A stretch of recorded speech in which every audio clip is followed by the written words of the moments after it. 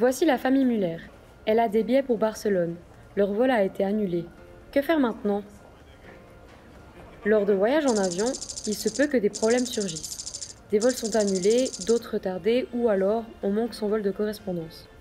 Il se peut également que l'on soit refusé à l'embarquement, par exemple pour cause de surréservation ou encore qu'on ne puisse pas voler dans la classe réservée.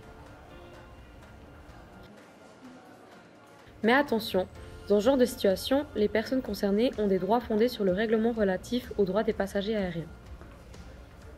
Sylvia Muller sait que la première chose à faire est de contacter la compagnie aérienne qui devait opérer le vol. Cette dernière doit informer les passagers de leurs droits et leur offrir un vol de remplacement dans les meilleurs délais. Si les passagers dont le vol a été annulé ne souhaitent plus voyager, ils doivent être remboursés du montant total du billet d'avion.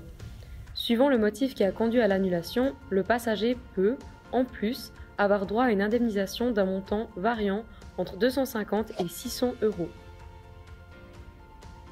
Thomas et Sylvia décident de prendre le vol de remplacement partant le lendemain. Normalement, il appartient à la compagnie aérienne de prendre en charge les coûts d'hôtel et de repas pendant le temps d'attente, ainsi que les frais de transport jusqu'à l'hôtel. Cependant, dans le cas de la famille Muller, rien n'a été proposé. C'est pourquoi Thomas Muller cherche un hôtel bon marché.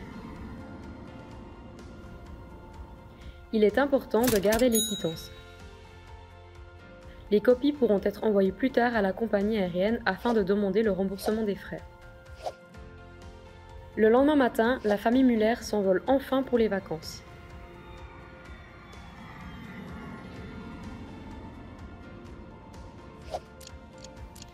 Après les vacances, Thomas contacte la compagnie aérienne afin d'obtenir le remboursement des frais.